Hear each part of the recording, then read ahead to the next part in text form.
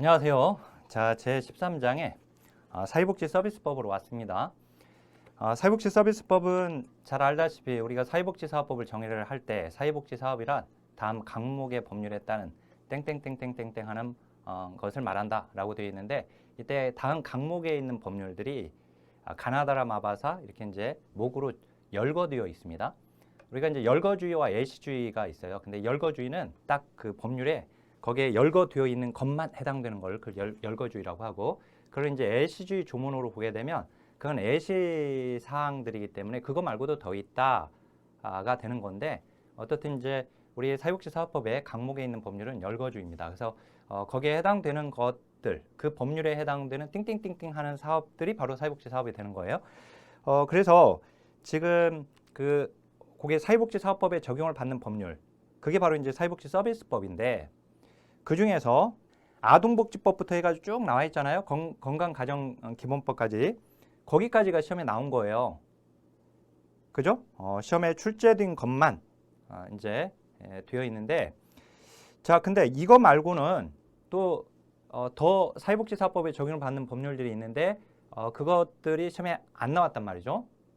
그죠? 안 나온 것들은 제가 따로 뒤에다 또 정리를 해놨습니다. 근데 안 나왔으니까 공부를 안 해도 돼요. 자, 그러면 거기서 우선은 이번 시간은 아동복지법과 노인복지법을 다룰 겁니다. 우리가 아동, 노인, 장애인, 그 다음에 한부모 가족 지원법까지가 시험에 잘 나왔죠? 그죠? 그래서 이제 이번 시간은 아동복지법과 노인복지법을 보고, 그 다음 시간에 이제 한부모 가족 지원법부터 그 장애인복지법부터 뒤쪽으로 쭉 보겠습니다. 자, 그러면 먼저 아동복지법. 자, 법률 내용 분석 바로 가겠습니다. 목적 있고 이제 기본 이념이 있는데 시험에 나오지 않았습니다. 그죠? 자, 정의해보면 아동을 정의를 내릴 때 18세 미만인 사람이죠? 18세 미만인 사람, 이거 반드시 알아야 돼요. 그게 지금 3번이나 나왔잖아요. 14, 17, 19회 때. 그죠? 18세 미만인 사람을 아동이라고 하는 겁니다. 18세 미만인 사람. 자, 그 다음에 거기 보호대상 아동 있죠?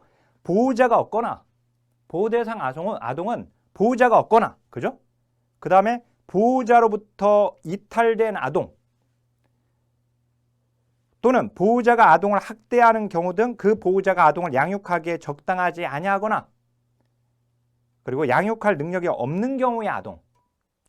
자, 이게 보호대상 아동입니다. 이것도 시험에 14회 때 문제가 출제가 되었어요. 자, 그 다음에 아동학대를 볼게요. 아동학대가 나왔는데, 보호자를 포함한 성인이 아동의 건강 또는 복지를 해치거나 정상적인 발달을 저해할 수 있는, 자, 이제 거기서부터 중요한데, 신체적, 그리고 정신적, 그리고 성적 폭력. 자, 신체적 폭력, 그 다음에 정신적 폭력, 성적 폭력 3가지가 나왔죠? 그 다음에 가혹행위, 그 다음에 아동의 보호자가 아동을 유기하거나, 그리고 방임하는 것. 6가지가 나와 있네요. 그죠? 조문상 나와 있는 것을 보니까 6가지예요. 신체적, 정신적, 성적 폭력, 그 다음에 가혹행위, 유기, 방임. 이렇게. 자, 근데 이제 우리가 노인복지법으로 가면 노인학대가 나오거든요. 그 다음에 이제 장애인복지법에 가면 장애인학대가 나와요. 근데 노인학대는 여기 아동학대 6가지에다가 2가지가 추가됩니다. 뭐가 추가되냐면, 하나는 정서적 폭력이 추가가 돼요. 그 다음에 경제적 착취가 들어가요. 그러니까 우리가 노인학대는, 자, 부모님이 나이가 드시면 이제 어르신이 되잖아요. 노인이 되면 마음을 편하게 하는 것이 효도라고 얘기를 해요. 그죠? 마음을 편하게 하는 게 효도다. 그래서 이게 정서적 인 걸 생각하면 돼요. 그래서 정서적 폭력 생각하시고, 그 다음에 이제 재산의 문제가 있잖아요. 그러니까 경제적 착취까지 이렇게 추가시키고, 그 다음에 이제 장애인학대는 이 노인학대에다가 또 1가지가 더 추가돼요. 바로 언어적 폭력이 추가가 돼요. 그러니까 우리가 장애인을 비하하는 용어가 굉장히 많잖아요. 그죠? 장애인을 비하하는 용어들이 많아요. 그래서 이제 언어적 폭력. 이렇게. 자, 그럼 한번 생각해 볼까요? 자, 외워보세요. 아동학대는,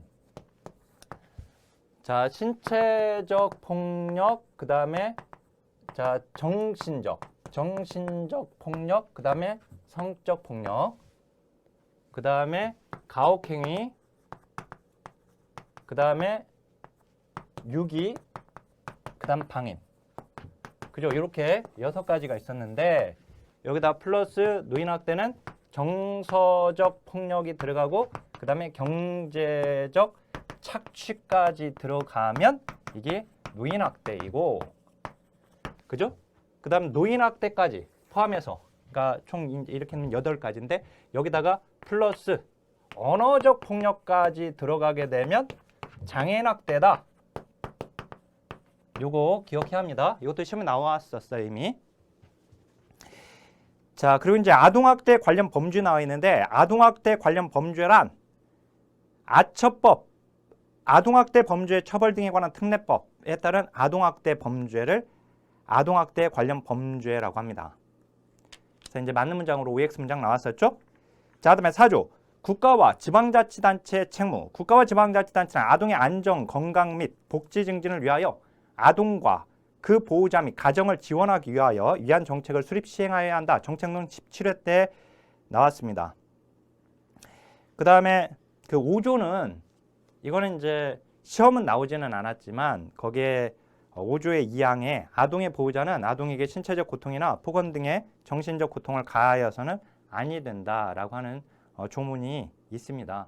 이 조문이 신설되었을 때 이게 한번 기사에 나왔었거든요. 이 아동복지법 이제 개정사항으로 이 당시 이 조문이 신설됐다라고 해서 나왔는데, 근데 그때 댓글에, 기사 댓글에 이렇게 되면 어떻게 자식들 키울 수 있냐, 이렇게 그 애들도 뭐 신체적 고통, 뭐 여기 이제 폭언, 아이들 훈육을 어떻게 시키라고 하는 거냐 하면서 아주 비판적인 댓글이 달렸던 기억이 있습니다. 제가 그거 보면서 참 이게 우리들의 이런 의식 수준이 우리가 맞고 큰 사람들이 대부분이어서 그래서 이제 때려야지 아이들을 교육이 가능하다라고 생각을 하다 보니까 어떻든 이제 이 조문이 있다라고 하는 거 좀 기억하시면 좋겠고, 그다음에 이제 제 6조 보면 어린이날 그리고 어린이 주간, 어린이날은 우리 잘 알고 있지만 이게 아동복지법이 있다는 사실을 알고 있어야 하는 것이고, 그다음에 이제 7조로 가보세요.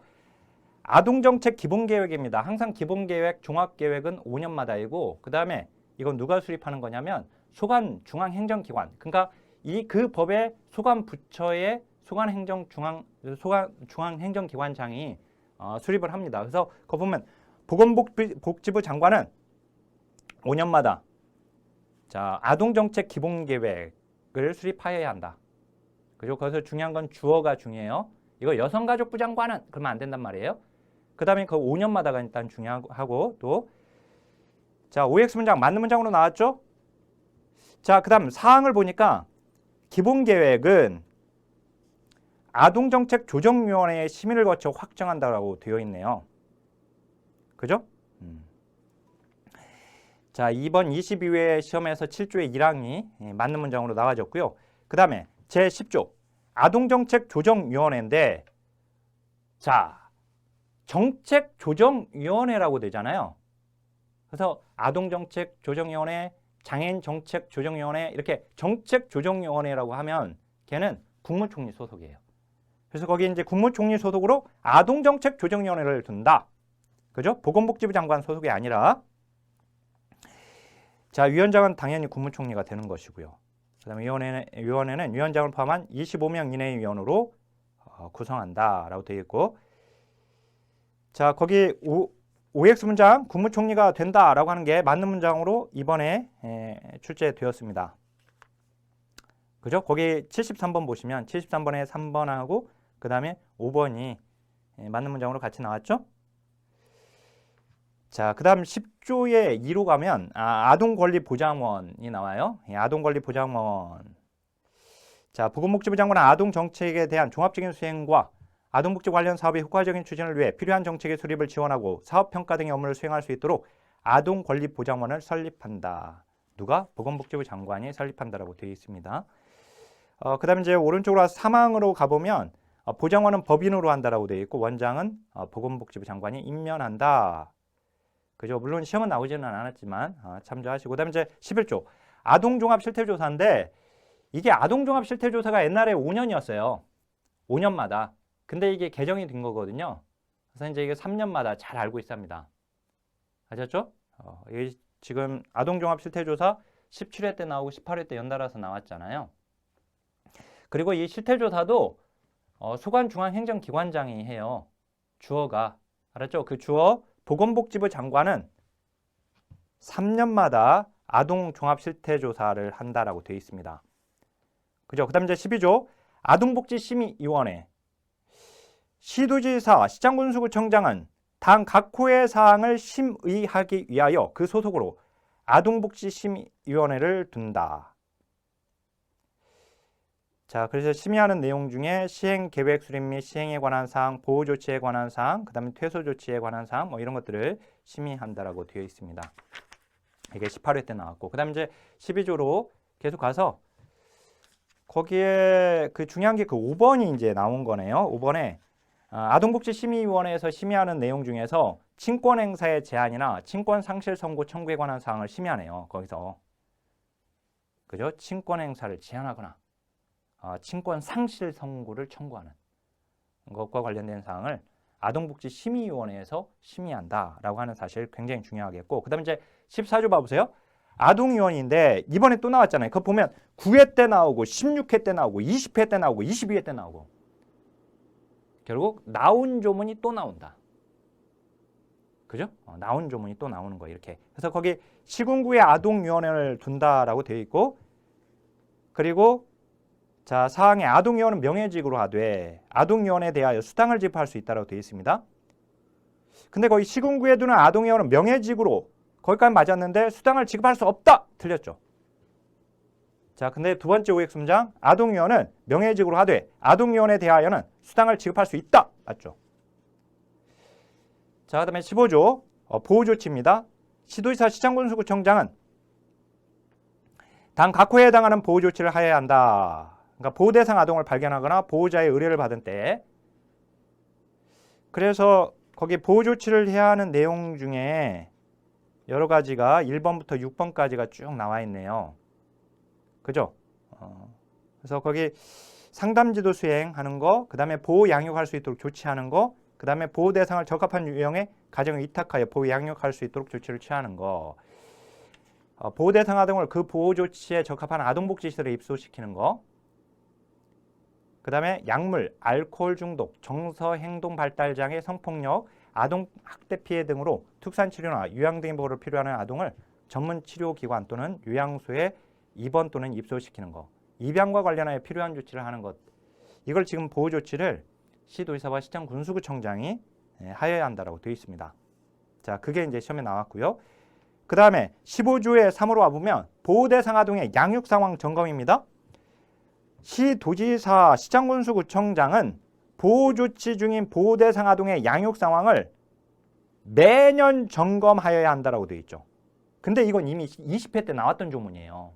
20회 때 나왔는데 이번에 또 나왔잖아요. 이번에는 그 73번에 보면 옳지 않은 것에서 분기별로 점검해야 한다 해가지고 틀리게끔 나왔네요. 20회 때에는 거기 3년마다 점검한다고 해서 틀리게끔 나왔고요. 어떻든 3년마다 점검하여야 한다가 아니라 매년 점검하는 겁니다. 이건 이제 종합실태조사의 그 조문하고 다르다라고 하는 거 조심하시고, 제15조의 4, 자, 아동보호 사각지대 발굴 및 실태조사입니다. 여기서는 자, 21회 때 문제가 나왔는데요. 1항에 보건복지부 장관은 보호가 필요한 아동을 발견하고 양육 상황 환경을 개선할 수 있도록 지원하기 위하여 사회부장기본법에 따른 사회부장 정보 시스템을 통하여 당 각 호의 자료 또는 정보를 처리할 수 있다. 그죠? 해당 자료를 토대로 아동 보호를 위한 실태조사 대상 아동을 선정할 수 있다라고 되어 있습니다. 그래서 거의 요양급여 실시기록, 영유아 건강검진 실시기록, 그 다음에 건강검진 실시기록 중 6세 미만에 대한 기록, 학교생활 기록 정보, 그 다음에 세부장급여법의 제12조의 1항 각 호에 다른 정보도 있고, 그 다음에 이제 필수 예방접종 실시 기록 이렇게 되어 있죠. 예.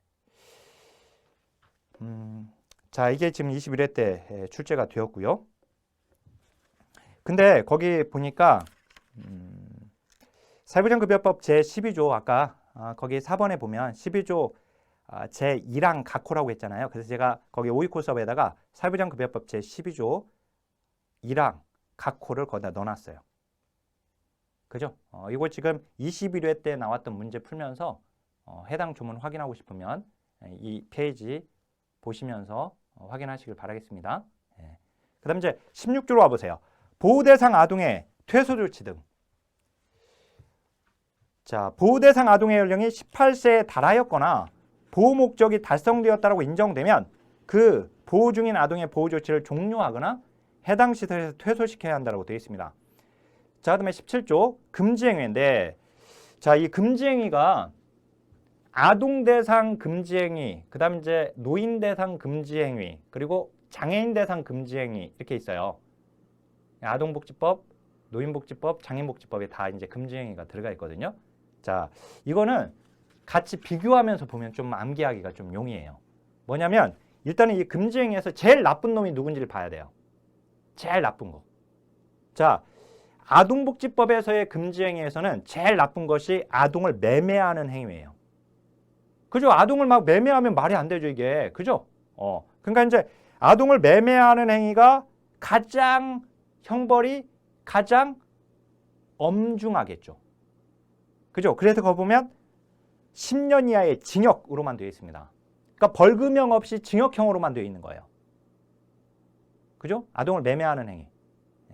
그 다음에 두 번째 나쁜 놈이 누구예요? 두 번째 나쁜 거 보니까 아동에게 음란 행위를 시키거나 이를 매개하는 행위 또는 아동을 대상으로 하는 성희롱 등의 성적 학대 행위가 두 번째에 들어가 있네요. 그죠? 이건 지금 10년 이하의 징역 또는 1억 원 이하의 벌금으로 되어 있어요. 그러니까 징역형과 벌금형이 같이 있는 거죠, 지금 이거는. 자, 그 다음에 세 번째, 거기 이제 3번부터 3호부터 그러니까 8호까지가 지금 5년 이하의 징역 또는 5천만 원 이하의 벌금으로 되어 있습니다. 그 4호에 보면 아동에게 성적 수치심을 주는 성희롱, 성폭력 등의 학대 행위가 삭제됐잖아요. 그 삭제에 대해서 걔가 2번으로 간 거예요. 2호로. 알았죠? 2호로 가 있는 겁니다. 2호로. 2호로. 자, 그 외에 거기 11번에 보면 11호. 아동을 위하여 증여 또는 급여된 금품을 그 목적 외의 용도로 사용하는 행위. 이거는 뭐 노인을 위하여, 장애인을 위하여. 노인복지법, 장애인복지법에도 다 이런 조문이 있습니다. 금지행위에. 자, 여기서 그 OX 문장 그 아래 보니까 가장 엄중한 벌이 뭐냐 하고 시험에 나온 적이 있습니다. 가장 엄중한 벌. 일단은 이제 아동을 매매하는 행위가 가장 엄중하죠.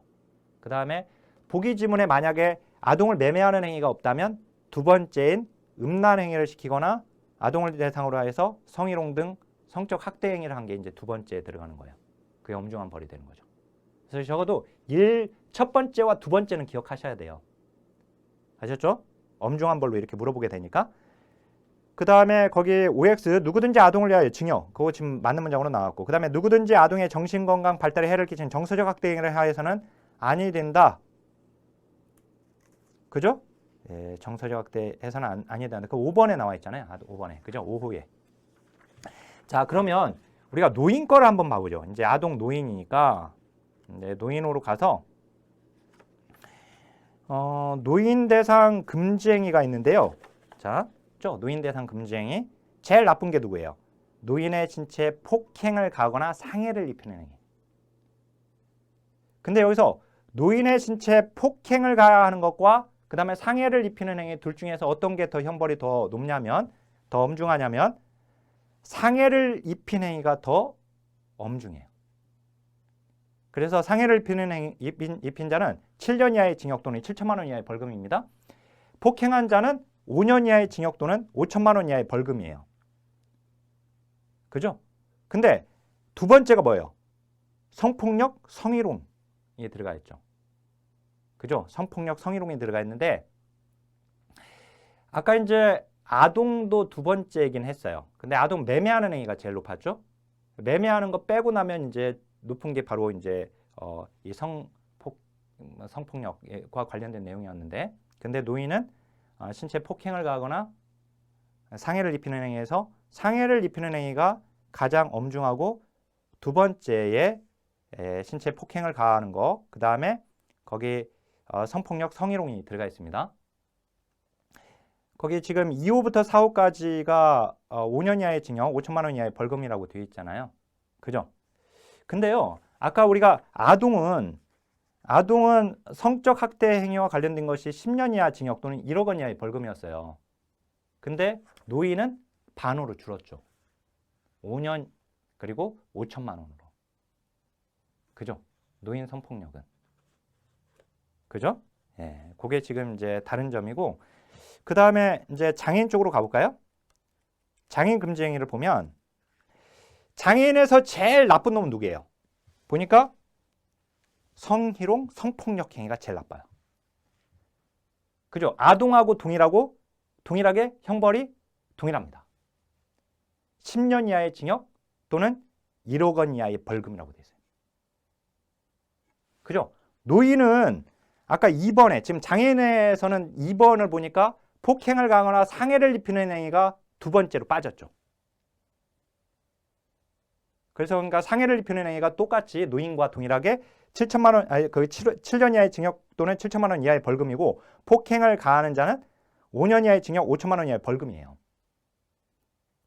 그러니까 폭행을 가하거나 상해를 입히는 것은 노인과 장애인이 똑같아요. 근데 성희롱, 성폭력에서 노인은 이게 5천만 원 이렇게 해야 되니까 5년 5천만 원으로 되니까 그게 이제 밑으로 빠진 건데, 장애인은 아동하고 동일하게 10년 그리고 1억 원. 그래서 걔가 1순위로 가는 거죠. 장애인은 아동하고 동일하게. 그죠? 근데 아동은 그것보다 더 나쁜 놈이 있어요. 매매하는 행위가. 그죠? 걔는 오로지 그냥 징역형만 있는 거죠. 벌금형 없이 10년 이하의 징역. 좀 이게 정리가 되나요? 아동에서 제일 나쁜 놈은 10년 이하의 징역. 그죠? 매매하는 행위. 그 다음이 성희롱, 성폭력. 근데 그게 10년 그리고 1억 원. 거기는 이제 장애인하고 똑같아요. 그죠? 노인은 그게 반으로 줄었어요. 5년 그리고 5천만 원. 그죠? 그 다음 이제 거기서 신체의 폭행, 상해를 입히는 행위에서 상해를 입히는 행위가 7년 7천만 원. 그 다음에 5년 5천만 원. 그죠? 폭행을 가하는 거. 그래서 거기 장애인 금지 행위에서 이 형벌을 물어봐 버렸어요. 아예. 거기 그 벌칙 내용에 5년 이하의 징역, 5천만 원 이하의 벌금이 있죠. 그 폭행을 가한 자. 폭행을 가한 자의 5 그리고 5천만 원. 5. 그걸 박스 처리해 놓고 거기에 들어갈 숫자가 짝 지어진 거, 올바르게 짝 지어진 걸 물어봤어요. 시험에서. 알았죠? 장애인복지법에서 물어봤었습니다. 그래서 그거 정도는 알고 있으면 좋겠고, 자, 그 다음에 다시 이제 아동복지법으로 오겠습니다. 친권상실 선고의 청구. 시도지사, 시장군수구청장, 검사는 자, 친권상실 선고를 직접 할 수 없는 거죠. 그죠? 시도지사가, 시장군수구청장, 검사가 직접 할 수 있는 게 아니라 법원에가 돼야 돼요. 법원에 친권행사에 제한, 친권상실 선고를 청구하여야 한다. 그죠? 자, 근데 넘겨보세요. 넘겨보면 제일 위에 아동복지시설의 장, 그 다음에 초중등교육법에 따른 학교의 장. 그러니까 이 장들은, 시설장, 그 다음에 학교장은 법원에 직접 못 갑니다. 법원에 직접 못 가고 1항에서의 시도지사, 시장군수, 구청장 또는 검사에게 법원에 1항을 거쳐서 가고 있죠. 그죠? 친권행사의 제한 또는 친권상실 선고를 청구할수록 요청할 수 있는 거 법원에 직접 하지 못하고 있어요. 시설장과 학교장은. 자, 그 다음에 그 5항에 보니까 학교 아동복지시설장, 학교회장은 처리 결과 이의가 있는 경우에 직접 법원에 이제 친권행사의 제한 또는 친권상실 선고를 청구할 수 있다고 되어 있습니다.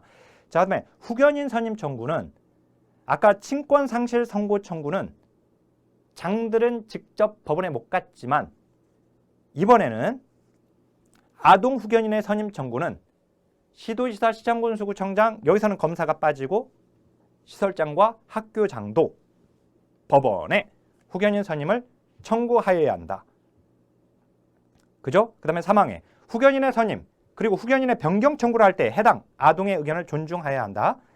아동복지시설에 입소 중인 보호대상 아동에 대하여는 보호시설에 있는 미성년자의 후견 직무에 관한 법률을 적용한다.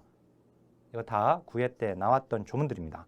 알고 있어야 하고, 자 21조 법원의 심리 과정에서 변호사, 법정대리인, 직계, 친족, 형제, 자매, 아동학대 전담 공무원, 보장원, 아동권리보장원을 지금 얘기하는 거죠. 아까 아동권리보장원 또는 아동보호 전문기관의 상담원은 학대 아동 사건의 심리에 있어서 보조인이 될 수 있다. 다만 변호사가 아닌 경우에는 법원의 허가를 받아야 한다는 거. 요거 지금 16회 때 나왔고요. 자, 아동학대 예방과 방지 의무. 자, 지금 이제 이게 4회 때 나왔는데 정책론 19회 때 또 나오잖아요. 보면. 그죠? 그래서 791쪽으로 와보세요. 제일 왜? 지방자치단체는 아동학대를 예방하고 수시로 신고를 받을 수 있도록 긴급전화를 설치해야 한다. 이거 중요한데, 자 이게 4회 때 나왔는데 정책론 19회 때 또 나왔잖아요. 그죠? 그러니까 4회 때 나온 것은 한참 오래전에 됐으니까 이게 유행 지난 거다. 한참 오래전에 나온 논점이니까 그러면 안 된단 말이에요. 그죠? 결국은 나오잖아요. 다시 이 조문이. 그러니까 나왔던 조문을 공부를 하는 것이 현명한 공부 방법이다. 차라리 22년간 안 나왔던 조문은 아예 보지를 마버려야 돼요. 알았죠? 차라리. 그래서 이제 나온 조문을 철저하게 공부를 하는 것이 가장 좋은 방법입니다. 특히 이제 우리가 절대평가니까. 이게 상대평가면 좀 더 그 나올 가능성 있는 것들, 나오지 않았지만 나올 가능성 있는 것들도 공부할 수 있으면 공부를 해놓고, 그리고 이제 남이 틀리면 나는 맞추면 이제 내가 상대적으로 이제 고득점을 맞으면 되는데, 근데 절대평가 시험이기 때문에 우리는 나온 것에 집중하는 겁니다. 아셨죠? 자, 다시 한번 지방자치단체가 긴급전화를 설치하여야 하는 겁니다. 아동보호 전문기관이 설치하는 게 아니라, 그죠? OX 문장 틀렸죠? 자, 다음에 시도지사, 시장군수구청장은 피해 아동의 발견, 보호 등을 위하여 당 각 호의 업무를 수행해야 한다. 거기서 중요한 것이 그 1번인데요. 아동학대 신고 접수, 현장조사, 응급보호 있잖아요. 이게 지금 조문에는 시도지사와 시장군수구청장이 하는 걸로 되어 있잖아요. 그죠? 이게 옛날에 이게 지금 개정된 거거든요. 개정되기 전에는 이게 아보전에서 했던 업무예요. 아동보호 전문기관에서 했던 업무. 그렇죠? 아보전에서 했던 업무를 시도지사와 시장군수구청장이 하는 걸로 바꿔놨단 말이에요. 이렇게. 이해되죠? 그래서 시도지사와 시장군수구청장은 이런 업무를 수행하게끔 하기 위해서 결국 4번에 보니까 아동학대 전담 공무원을 두어야 한다고 되어 있는 거예요. 이해됐죠? 네, 요거 잘 알고 계시고, 그 다음에 이제 그 아래 22조의 2 학생 등에 대한 학대 예방 및 지원, 교육부 장관 또는 교육감은 아동학대의 조기 발견과 신속한 보호 조치를 위하여 대통령령으로 정하는 바에 따라 장기 결석 학생의 정보 등을 보건복지부 장관과 공유해야 한다고 되어 있네요. 그죠? 장기 결석하고 있는 학생의 정보 보건복지부 장관과 공유하라. 그죠? 교육부 장관 또는 교육감은. 자, 넘겨보세요. 그 다음에 이제 23조 아동학대 예방의 날, 식구들이 맴매하지 말라는 날 11월 19일입니다. 그 다음에 아동학대 거기 25조가 이제 삭제됐거든요. 이게 이제 왜 삭제됐냐면 아동학대 신고 의무자와 관련된 조문인데 이게 아처법이 제정되면서 그쪽으로 싹 옮겨져 버렸어요. 그래서 거기 지금 아동학대 신고 의무자들이 쭉 되어 있잖아요. 그 아래. 이게 옛날에 11회 때까지 시험에 나왔는데 우리. 근데 이게 아처법으로 옮겨지고 나서는 시험에 나오고 있지 않습니다. 근데 공무원 시험에서는 이게 잘 나와요. 공무원 사회복지학 개론에서는. 그렇죠. 근데 우리 1급 시험은 철저하게 딱 시험 범위가 딱 정해져 있거든요. 이렇게. 사회복지 서비스법에서만 내도록 되어 있어요. 보면. 사회복지 관련법은 뭐 정책론에서 몇 개의 선지 그냥 몇 줄로 그냥 그 관련법이 한 2개 정도가 나온 적이 있었고, 그 다음에 이런 아처법은 지금 그러니까 이 법이 제정돼서 이 아동학대 신고 문제가 그쪽으로 빠지고 난 다음에는 시험에 아직 안 나오고 있습니다. 아예. 그러니까 몰라도 됩니다. 여기서는 이제 아동학대 예방교육의 실시, 국가기관과 지방자치단체 장, 그리고 공공기관과 대통령령으로 정하는 공공단체장은 아동학대 예방과 방지를 위하여 필요한 교육을 연 1회 이상 실시한다고 되어 있네요. 그 결과를 보건복지부 장관에게 제출하여야 한다. 이게 17회 때 지금 출제가 되었고, 자, 그 다음에 안 나왔는데 28조 봐보세요. 사후관리 등 보장원의 장 또는 아동보호 전문기관의 장은 아동학대가 종료된 이후에도 가정방문, 전화상담 등을 통하여 아동학대의 재발 여부를 확인하여야 한다. 맞는 문장으로 나왔죠? 네, 맞는 문장으로 나왔어요. 자, 거기 보장원은 아동권리보장원을 지금 얘기하는 겁니다. 그 다음 피해 아동 그 가족에 대한 지원에서 보장원의 장 또는 아동보호 전문기관의 장은 피해 아동의 가족에게 상담, 교육, 의료적, 심리적 치료 등에 필요한 지원을 제공하여야 한다. 맞죠? 자, 그다음에 29조의 3에 이제 아동 관련 기관의 취업 제한, 아동학대 관련 범죄 자의 경우에 이제 취업 제한이 되어 있는데 아동 관련 기관에 취업 제한되어 있어요. 그래서 거기에 취업할 수 없는 제한되어 있는 기관들이 쭉 나와 있고요. 이건 시험에 나오지는 않았지만 뒤로 넘겨보세요. 취업 제한 기간이 10년을 초과하지 못한다라고 되어 있습니다. 다만 자, 그리고 이제 내려와서 그 자립지원 실태조사는 나오지는 않았는데요. 이게 3년마다 실시해야 한다고 되어 있네요. 이것도 자립지원 실태조사도 자립지원 실태조사 보건복지부 장관이 하는 걸로 되어 있고, 그 다음에 이제 자립지원 계획의 수립 등에서 20회 때 나온 거, 보장원의 장, 가정위탁지원센터의 장, 아동복지시설의 장은 15세 이상의 아동을 대상으로 매년 개별 아동에 대한 자립지원 계획을 수립한다라고 되어 있어요. 근데 우리 시험에 20회 때 12세 이상의 아동을 대상으로 이렇게 나와 있죠. 틀렸죠? 그죠? 이 15세 이상은 이렇게 생각하면 좋아요. 우리가 인구를 구분할 때 연소인구, 그 다음에 생산가능인구 이렇게 나눌 때 연소인구는 14세까지를 연소인구라고 해요. 15세부터 우리가 이제 생산가능인구로 보거든요. 그러니까 15세는 중학교 2학년입니다. 그죠? 그러니까 15세 이상의 아동을 대상으로 자립지원 계획을 수립한다. 이렇게 좀 기억해 보세요. 이거는 15세가 중요하니까 여기서 그걸 바꾸니까. 자, 44조 2. 21회 때 삐껴나왔던 문제입니다. 다함께 돌봄센터가 나왔어요. 이거 박스 안에 다함께 돌봄센터에서 하는 그거 1번 1호, 2호, 3호 그걸 박스에다 집어넣고 이 업무를 하는 기관은 무엇인가? 답은 다함께 돌봄센터가 답이었었어요. 알았죠? 그래서 그거 좀 알고 계시고, 그러니까 다함께 돌봄센터는 시도지사 시장군수구청장이 초등학교의 정규교육 이외 시간 동안 돌봄 서비스, 즉 방과 후 돌봄 서비스를 실시하기 위하여 다함께 돌봄센터를 설치 운영할 수 있다라고 되어 있습니다. 아동의 안전한 보호, 안전하고 균형 있는 급식 및 간식 제공, 등하교 전후 야간 또는 긴급 상황 발생 시 돌봄 서비스 제공, 이런 업무를 하도록 되어 있죠. 지역아동센터하고 헷갈리면 안 돼요. 자, 그 다음에 46조 아동보호 전문기관의 업무. 아까 이게 지금 개정돼 가지고 옮겨졌다고 했잖아요. 그죠? 아까 몇 조였죠? 지금 22조 3항으로 옮겨졌어요. 시도지사 시장군수구청장의 업무로 옮겨졌는데, 그거 보면 옛날에는 중앙아동보호 전문기관이 있고 지역아동보호 전문기관이 있었어요. 근데 중앙아동보호 전문기관 삭제됐습니다. 결국 중앙아동보호 전문기관의 업무는 아동권리보장원이 이제 하고 있는 것인데, 그러면 이제 중앙이 없어졌으니까 지역아동보호 전문기관이라고 할 필요가 없어지잖아요. 그죠? 그래서 이제 그냥 아보전, 즉 아동보호 전문기관으로 되는 거예요. 그 2항에. 그리고 이제 아동보호 전문기관에서 하는 일 중에서 그 1번, 이게 중요한 건데, 아동학대 신고 접수, 현장조사, 응급보호가 삭제가 됐다라는 사실. 그 어디로 갔다?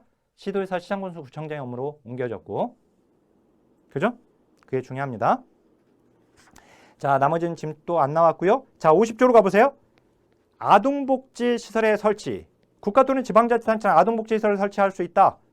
자, 외자가 할 때는 신고하는 것이고요. 시장군수구청장한테 신고하는 것이고, 아동복지시설의 종류에 이게 지금 6회 때 10회 때만 나왔잖아요. 시험에. 그래서 우리가 이제 노인복지시설의 종류는 암기를 해야 돼요. 반드시. 그건 잘 나오니까. 근데 아동복지시설의 종류는 시험에 6회 때 나오고 10회 때 나왔기 때문에 출제 빈도가 많이 떨어집니다. 그죠? 출제 빈도가 많이 떨어져서 이런 것들 이제 3순위로 놓아야 돼요. 일단 나머지 공부해 놓고 그다음에 이제 여력이 되면 이제 이것까지 좀 더 공부를 해 놓으면 되는데, 일단 나왔던 것은 뭐냐면 거기 자립 지원 시설이 시험에 나왔죠. 아동복지시설에 퇴소한 사람에게 취업 준비 기간 또는 취업 후 일정 기간 동안 보호함으로써 자립을 지원하는 것. 공무원 사회복지학개론에서는 지역아동센터가 나왔었어요. 그 아래 이제 맞는 문장으로 지역아동센터는 뭐다 이렇게. 자, 그 다음에 53조 보겠습니다. 아동 전용 시설의 설치. 국가와 지방자치단체는 아동이 항상 이용할 수 있는 아동 전용 시설을 설치하도록 노력하여야 한다. 맞는 문장으로 나왔네. 22회 때. 그죠? 거기 이제 연령 관련해서 쭉 정리를 해놨는데 그거는 그냥 참조만 하세요. 볼 필요 없어요. 그거 가지고 막 암기하지 마세요. 알았죠? 우리가 공부할 것은 아동, 노인, 장애인, 한부모 가족 지원법까지니까. 알았죠? 일단 거기에 집중하면 되니까. 그 다음 이제 실태조사가 나와 있어요. 이 실태조사는 옛날에 이게 문제가 나올 때 다음 중 실태조사가 다른 하나는 무엇인가? 이렇게 문제가 나왔거든요. 그러면 나머지는 다 3년짜리인데 5년짜리를 집어넣어서 틀리게끔 나왔어요. 그러니까 거기 보시면 아시겠지만 대부분이 3년이잖아요. 5년짜리를 알고 있으면 돼요. 5년짜리. 그래서 거기 기출표기 되어 있는 거 아동복지법, 그러니까 아동종합실태조사, 노인, 그 다음에 장애인. 우리 아동, 노인, 장애인복지법은 무조건 공부를 해야 하니까 아동, 노인, 장애인은 모두 다 실태조사 몇 년? 3년이다. 그죠? 근데 한부모도 보니까 3년이네요. 한부모까지 우리가 공부를 기본적으로 하자고 그랬는데, 그 다음에 이제 다문화도 3년이고 건강가정도 3년이고 그죠? 그러면 이제 5년짜리 좀 기억해야 하는데, 정신질환자 등의 실태조사, 이 정신건강 증진 및 정신질환자 복지 서비스 지원에 관한 법률, 여기서 5년입니다. 5년마다. 알았죠? 5년마다 이게. 그 다음에 이제 노숙인, 농어촌도 이게 5년마다인데, 근데 어차피 노숙인하고 농어촌은 시험에 안 나오고 있거든요, 지금. 나오고 있는 법률로 보면, 나왔던 법률로 보게 되면, 거기 정신질환자 실태조사 5년을 알고 있으면 돼요. 물론 지금 5년짜리 암기하는 법 거기다 넣어놨는데, 거기서 일단 옛날에 정신보건법이었던 것이 이제 정신건강 증진 및 정신질환자 복지 서비스 지원에 관한 법률로 이제 바뀌어 있는데요. 여기서는 5년입니다. 정신질환자, 정신장애인과 관련된 내용이에요, 여기가. 그래서 우리가 그 조울병은 조증과 우울증이 같이 동반되는 것인데, 그래서 기분이 너무 좋고 너무 낮고 그러잖아요. 그래서 이제 우리 보통 사람들도 이제 기분이 좋지 않다가 또 높아졌다가 좋지 않다가 이런 기복이 있긴 하지만, 이런 정신장애가 있는 경우는 그 폭이 굉장히 큰 거거든요. 그래서 이제 이렇게 오락가락 하는 거죠. 오락가락. 말 그대로. 그래서 5년 이렇게 기억하면 돼요. 이렇게 기분이 이제 오락가락. 이제 그 폭이 크다. 이렇게. 그래서 5년이다. 이렇게 기억해도 되고. 자, 그다음에 노인복지법으로 가겠습니다. 노인복지법은 먼저 아까 노인학대, 그죠? 아까 요거 비교해야 돼요. 요거 시험에 나왔으니까 반드시 알고 있어야 하고. 그다음에 노인복지법에 노인의 정의가 없어요. 연령 규정이. 뭐 65세 이상을 노인이라고 한다. 그렇게 되어 있지 않습니다. 알았죠? 그다음에 노인 실태조사 3년마다 하죠. 누가? 보건복지부 장관이 하는 거고. 그다음 노인의 날은 10월 2일이죠. 국군의 날에 밀렸다고 했습니다.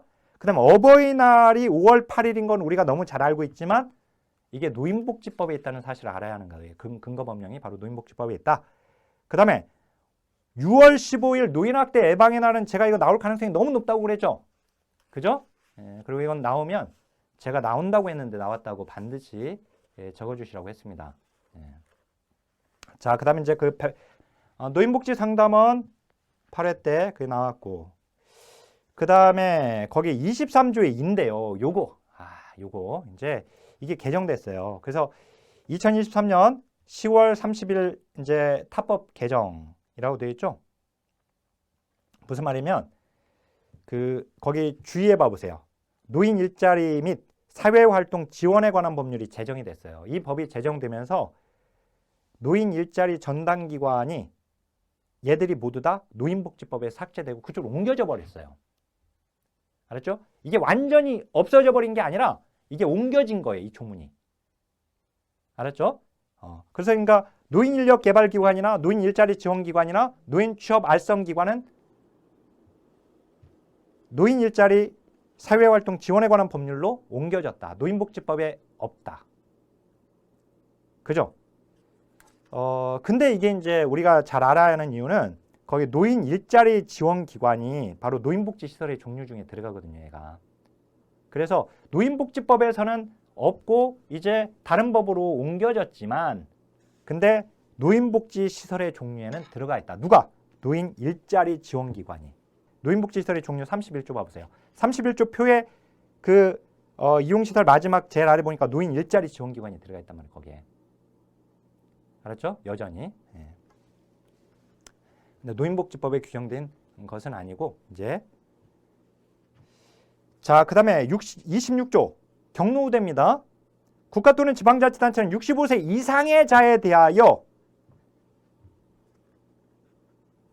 자, 거기 수송시설, 고궁, 능원, 박물관, 공원 등의 공공시설을 무료 또는 그 이용요금을 할인하여 이용할 수 있게 한다라고 하는 거. 65세 이상인 자에 대하여. 자, 건강검진도 65세 이상인 자에 대하여. 그죠? 그 다음에 28조로 와서 상담 입소 등의 조치.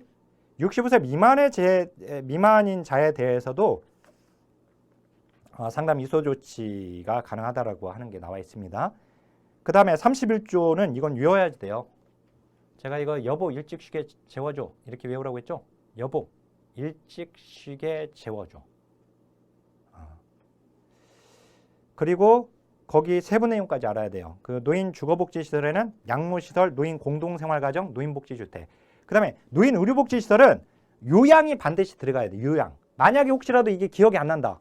그러면 노인 의료복지시설에는 뭐 예를 들어서 노인 공동생활가정이 해당된다. 그러니까 공동생활가정은 노인 의료복지시설에 해당된다. 뭐 이런 지문이 나오면 노인 의료복지시설이 뭐였지? 기억이 안 나잖아요. 그러면 반드시 요양이 들어가야 돼요. 요양이 안 들어갔으면 틀려요. 알았죠? 만약에 기억이 안 나면. 그래서 거기 이제 노인 요양시설과 노인 요양 공동생활가정입니다.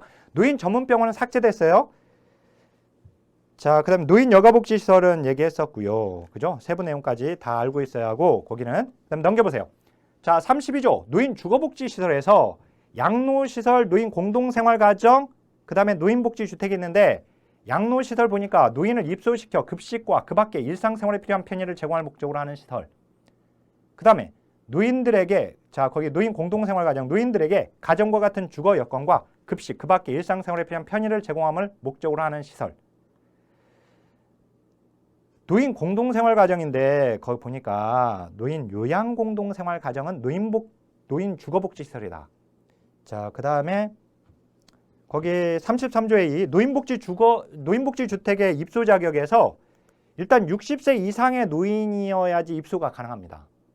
근데 60세 이상의 노인이 아니어도 입소할 수 있는 사람이 있는데 그 사람들이 누구냐면 거기 입소 자격자의 배우자, 그 다음에 입소 자격자가 부양을 책임지고 있는 24세 미만의 자녀, 손자녀, 그죠? 그 다음에 장애로 인하여 입소 자격자가 부양을 책임지고 있는 24세 이하의 자녀, 손자녀.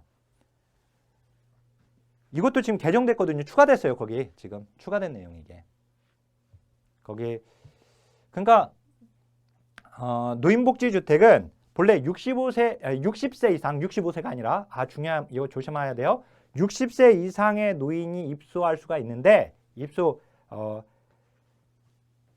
하는데 그죠? 60세 이상 노인이어야지 되는데 60세 60세가 아닌 60세 이상이 아닌데도 입소할 수 있는 사람들은 누구냐?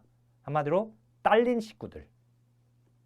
그죠? 딸린 식구들은 입소가 가능하단 말이에요. 정확하게는 이제 이 배우자와 그다음에 24세 미만의 자녀, 손자녀. 그죠? 그리고 장애로 인하여 입소 자격자가 부양을 책임지고 있는 24세 이상의 자녀, 손자녀.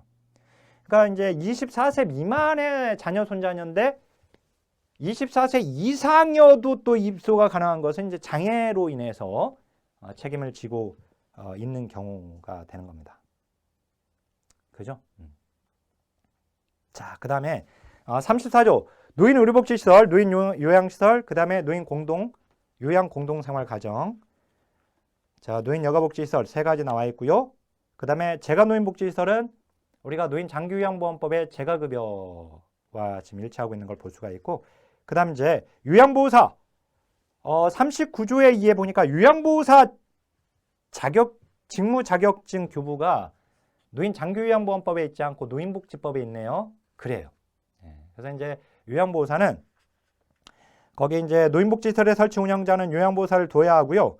요양보호사가 되려고 하는 사람은 요양보호사를 교육하는 기관에서 교육과정을 마치고 시도지사가 실시하는 요양보호사 자격시험을 합격해야 합니다. 그리고 자격증을 누가 교부해요? 보건복지부 장관이 교부해 주는 게 아니라 시도지사가 교부해 줘요. 요양보호사는. 그 다음에 넘겨보세요. 요양보호사 교육기관은 지정 운영하도록 되어 있습니다. 누가? 시도지사가. 그 다음에 긴급전화 설치. 우리가 아동복지법에서는 긴급전화 설치를 지방자치단체가 긴급전화를 설치한다고 되어 있었어요. 기억나요? 아까 봤는데 벌써 우리가 지금 잊어버렸을 수 있어요. 긴급전화 설치를 아동복지법에서는 지방자치단체는이라고 되어 있습니다.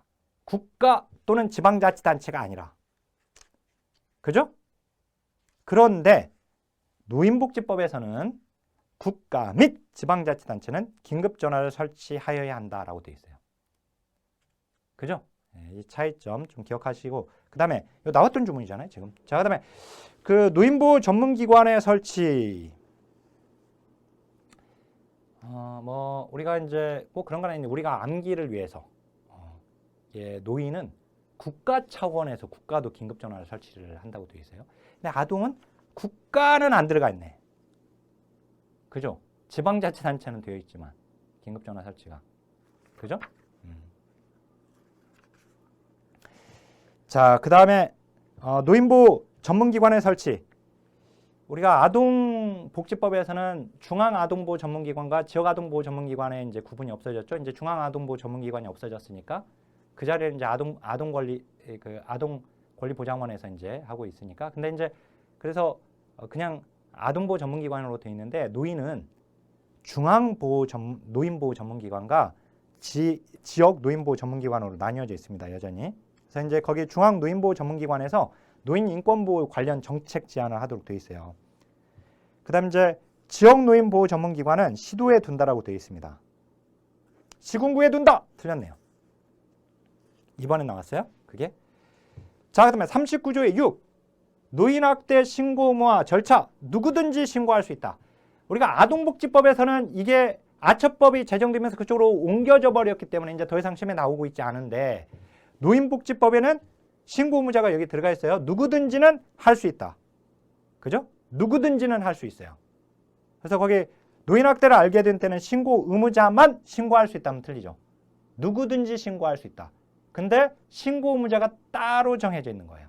그래서 신고 의무자는 거 보니까 다음 각 호의 어느 하나에 해당하는 자는 그 직무상 65세 이상의 사람에 대한 노인학대를 알게 된 때 즉시 노인보호 전문기관 수사기관에 신고하여야 한다. 반드시 신고해야 하는 사람들이죠. 그죠? 그래서 이제 거기에 신고 의무자들이 쭉 나와 있고요. 자, 그 중에 7호에 보니까 119 구급대원의 구급대의 구급대원이 들어가 있어요. 그죠? 신고 의무자에 속한다라고 해서 맞는 문장으로 나와졌습니다. 그 다음에 39조의 7. 응급조치 의무. 노인학대 신고를 접수한 노인보호 전문기관의 직원이나 사법경찰 관리는 지체 없이 노인학대 현장에 출동하여야 한다. 그죠? 지체 없이. 이게 옛날에 아동복지법에도 이게 이런 조문이 있어요. 이제 근데 아동복지 물론 이제 지금은 이게 저쪽으로 옮겨져서 아치법으로 옮겨져서 이제 없어진 건데 이게 옛날에 어떻게 나오냐면 그 지체 없이 있잖아요. 지체 없이에다가 이렇게 나왔어. 후에 협의 후에 하는 게 아니라 이렇게 하면 안 된단 말이에요. 알았죠? 지체 없이 반드시 기억하시고 넘겨보세요. 자, 39조의 7 응급조치 의무. 지금 아까 39조의 7 밑에 나왔네요. 예, 지체 없이 이게 이제 맞게 나왔고 그 다음에 또 자 거기 6번에 보니까 6항 누구든지 정당한 사유 없이 노인학대 현장에 출동한 자에 대하여 현장 조사를 거부하거나 업무를 방해하여서는 아니 된다. 자 금지행위는 받고요. 그 다음에 요양보호사의 결격 사유. 요양보호사가 될 수 없는 경우가 나와 있습니다. 근데 이제 거기서 6번이 나왔어요. 6호 보니까 요양보호사 자격이 취소된 날로부터 1년이 경과되지 아니한 사람을 1년을 3년이 경과되지 아니한 사람인가로 이렇게 바꿔서 나왔어요. 그거 이제 조심하시고 그다음에 이제 요양보호사 자격 취소. 시도지사는 자격을 취소하는 거죠. 아까 요양보호사 자격을 발부해줬던 것이 시도지사였거든요. 보건복지부 장관이 아니라. 그죠? 그러니까 취소하는 것도 당연히 보건복지부 장관이 아니라 시도지사겠죠. 그래서 그 OX 문장에 보건복지부 장관은 틀렸죠. 시도지사잖아요. 그게 논점인 걸 볼 수 있어요. 그 다음에 39조의 17 노인 관련 기관 취업 제한. 노인학대 관련 범죄자의 경우에 이제 아까 우리가 아동학대의 경우에도 이게 있었죠. 그다음에 장애인 쪽에도 이게 있어요. 근데 이제 노인 관련 기관 취업 제한에서 10년을 초과하지 못한다는 거. 그죠? 취업 제한 명령. 아까 이제 아동도 마찬가지였죠. 자, 넘겨보세요. 나머지 다 안 나왔고. 이제 49조 봐보세요. 조세 감면. 조세 기타 공과금을 감면할 수 있다. 그죠? 그 다음에 국공유 재산 대부하는 게 나와 있고. 건축법 특례에 보니까 재가노인복지시설, 노인공동생활가정, 노인요양공동생활가정, 학대 피해 노인 전용쉼터는 단독주택 또는 공동주택에 설치할 수 있다. 그죠? 그 다음에 이 법에 의한 노인복지주택의 건축물의 용도는 건축관계법령에 불과하고 노유자 시설을 본다라고 하는 거. 그게 이제 시험에 나왔습니다. 네, 근데 기본적으로 우리가 아동노인 장애인까지 그다음에 한부모가족 지원법까지 공부하면 사실 끝나요. 사회복지 공동모금회법은 지역사회복지론에서 사회복지 공동모금회가 나오기 때문에 공부를 해놓으면 좋은 것이고, 그죠? 예. 자, 그러면 강의는 여기까지 하겠고요. 이제 다음 시간에 또 장애인복지법부터 또 법률 주문들 보겠습니다. 자, 강의 마치겠습니다. 하나, 둘, 셋!